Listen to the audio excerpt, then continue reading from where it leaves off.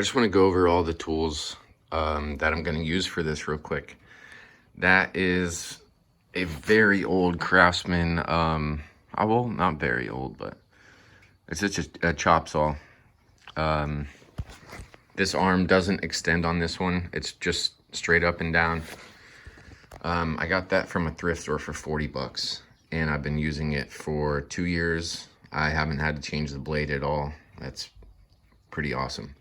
But I've got adjustments for those angles. So those 45-degree angles, that's what I cut those on. This is just a square that I use to mark my lines and extend those lines whenever I needed to. That is my handsaw. Let me see.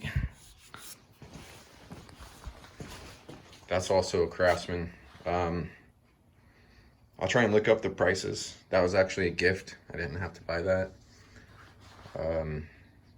I've had to change the blade on that 3 times. And I've been using that for 3.5 years. That's actually what I cut the plywood with.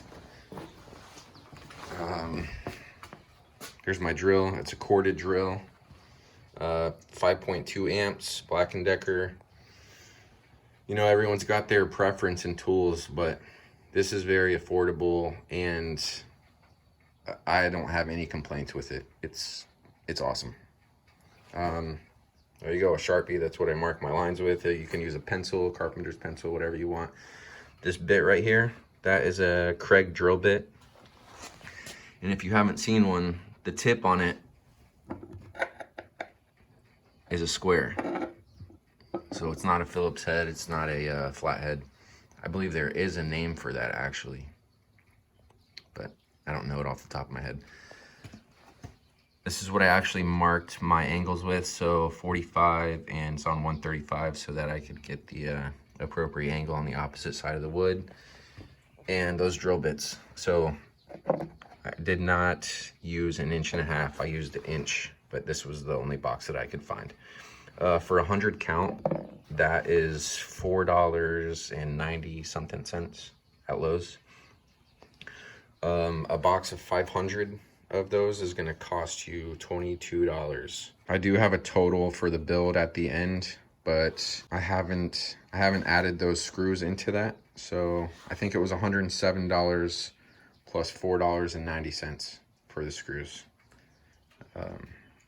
But yeah, I just wanted to show you guys what I was using, and hopefully it's helpful. So this plywood is right at 8 feet. Maybe just a little more. So what I'm gonna mark, I'm marking the height.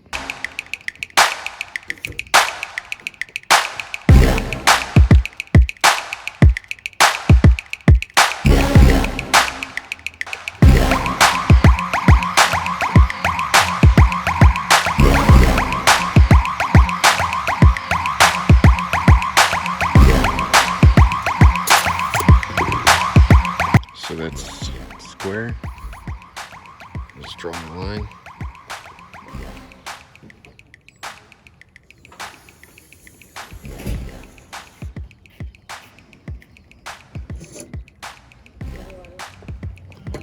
I'll come over here to the other side.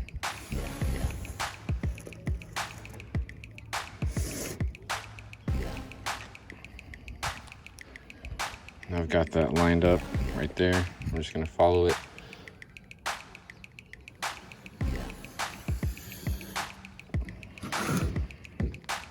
I'll keep going down.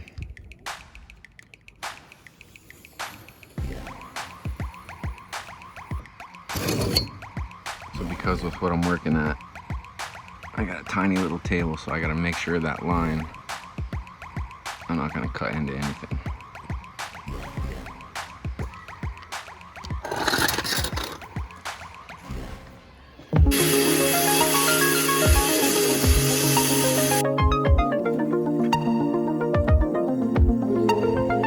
Put it right here. You don't want shoes? All right.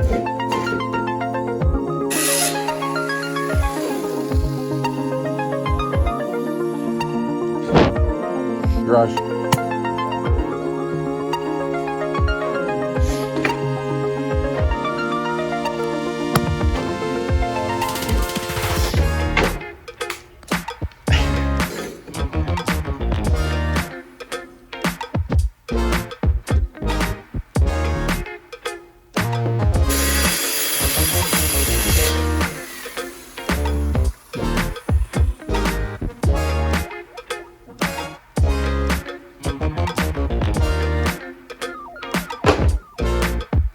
All right, so real quick, let me explain this to you.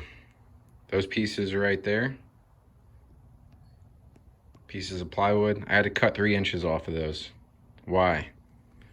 Because this trim is 1.5 inches wide. So in order for that 1.5 inches and that 1.5 inches to fit on an 8-foot section, I had to take 3 inches off of there. So that's what I've done. I literally took, where's it at? I took this, marked 45, and I cut those. So now that's gonna be a trim around the base so that I have something to screw those into, and we'll go from there. There has to be a stud, or else it's gonna fall. It's not gonna work. There's not a, I guess so, yeah.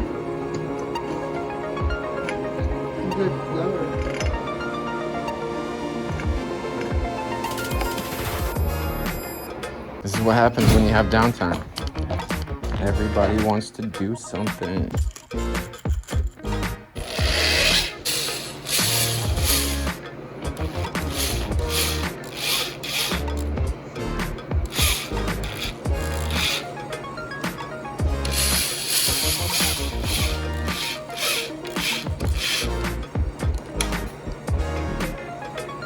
Bottoms up.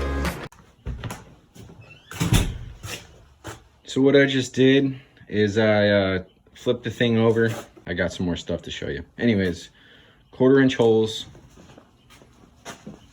and they're just eyeballed. They're not a certain dimension spacing, but just enough to let that water drain. So maybe just to save it a little bit, to let water get out of there and try and extend the life of the wood for as long as I can. So I just swept it off to try and give you a better look at those holes. That's just a 1/4 inch drill bit.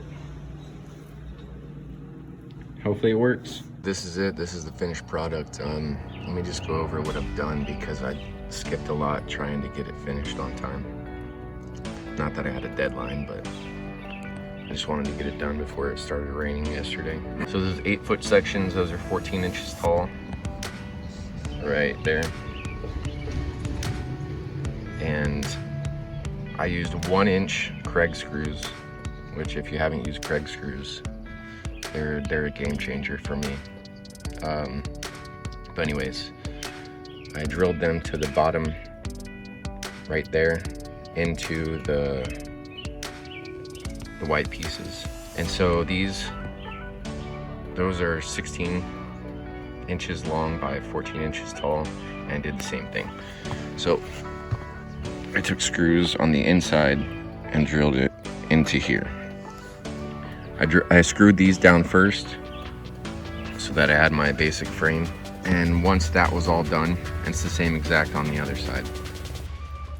Then I went ahead and took the trim on here and I measured the board, and then I measured the width of this trim.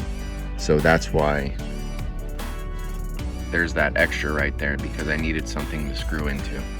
And after that was done, just for extra stability, I screwed in these brackets on each corner.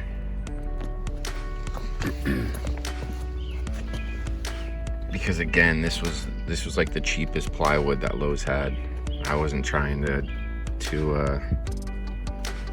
go too deep in my pocket on this. This trim, it is 1.5 inches wide, just over 1/4 of an inch thickness, and they're 12 feet long. And they were I want to say they were $4.70 a piece. And I bought 12 of those because I'm gonna build 3 more raised beds. The 8-foot sections of plywood, they're 4 feet wide by 8 feet long, and they were $16.30 each. And this was one and a half pieces of that plywood for this raised bed. This is an 8-foot raised bed. Again, the base is 20 inches just to be able to put the trim in. So the trim is screwed down in 3 places on each side. The 8-foot sections of the trim are actually screwed in 5 places. So 1 in each corner, 1 in the center, and in the center of that, it's screwed in also. You can see the brackets. And then just for extra, I came in on the corners and connected each corner with those screws. I used 8 bags of that soil. It's a 1.5 cubic feet bags. And I was trying to use 4, but it's fine. So there's 8 bags total in here. And this spinach and kale I had growing in just a plastic container with a lot of compost, and they weren't doing too good. They were actually starting to grow mushrooms because of the saturation that we're getting in Washington. So I transplanted them. These ones right here, these were in the greenhouse, and they were just growing super fast, so I decided to take them out. I did harden them a little bit before I did that, so hopefully they'll be all right. But yeah, right now there's 21 heads of kale, and I've got, I think, 17 heads of spinach. Nothing crazy. I haven't used any compost in this yet, and I'm probably gonna wait another week to take everything else out of the greenhouse. Let me show you the fertilizer. That's the fertilizer I'm using. It's all organic fertilizer. I got it from a local feed store. I'm sure, I don't know if you can find it at that was at a local feed store. You can order it online. It's supposed to be really good. So the only thing I might do is I might actually take some wood chips and try and lay it in there. We'll see. I did forget to mention those brackets right there. Those were left over from the pergola that I built, so I didn't have to spend any extra money on those. So let's see, let's try and give you a total price of everything. I think I used 3 of those 12-foot sections of the white trim. So we'll go 5, 10, 15, $15 in that. 1.5 boards of the plywood, so 16, 32, $26 of plywood. And the soil per bag was just over $8. And I used 8 bags. On this planter box itself was just over $107. And I'm gonna build 2 more. Next one's gonna be 6 foot, and another one's gonna be just shy of 7 feet. $107 ain't bad. That's actually really good. People can go put themselves in a hole trying to build a planter box that may or may not do what they want to do. This is experimental, but I really think it's going to work out for us. What I say, 20 kale and 17 spinach. So there's 37 plants in there. I'll be able to get another 40 in there. Just shy of 80 plants per planter box. That's a lot of food. We're going to have a lot of salad just in this box. And then the next one we're going to do, I believe, carrots and onions and chard. And then I've got another one for tomatoes and peppers. That's a lot of food. So I just want to go over the exact pricing of everything so that you're not confused.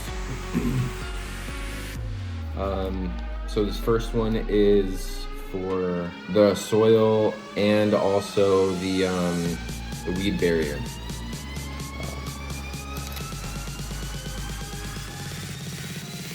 And that's obviously with a military discount, 10%.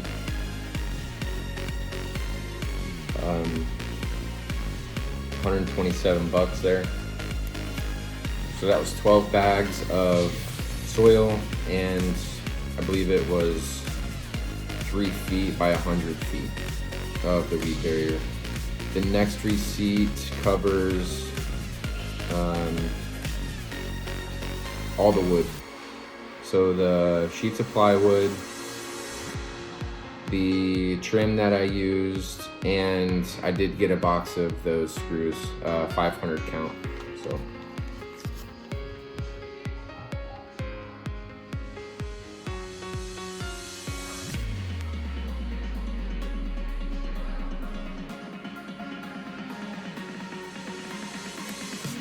don't be alarmed by those numbers. That I'm gonna get 3 at the least. I'm gonna get 3 raised beds out of that. So that's an investment. Those prices that you see, they're a little high, of course, but I'm gonna get a lot of food out of building these raised beds. And just to clarify, raised beds are not my choice. I'd rather put it straight in the ground because I can make that ground a lot more healthy than I can make a raised bed, and it will last a lot longer because soil in a raised bed will start to lose nutrients, and you're gonna have to start adding nutrients to it. Also, if I plant something this season, and this is just from listening to podcasts and watching YouTube videos, the MI Gardener is a good one. Justin Rhodes is another good one. I'm sure there's many more. Those are just the ones that I really focus on. But if I'm gonna plant the spinach and kale and possibly carrots in that one, next season I'm gonna want to plant something different, like tomatoes or peppers or something like that. They say that planting root vegetables 2 seasons in a row in the same soil, you're not going to get as abundant fruits and vegetables in that same soil the next season. So just a little something I wanted to share with you and really give you a breakdown of what it costs for me to build those raised beds. That first one, $107, and that's 8 foot by just shy of 2 feet, and there's a ton of soil in there, so it's going to be good. Thanks for watching, and I hope you learned something, and if I forgot something, please let me know. Have a good day.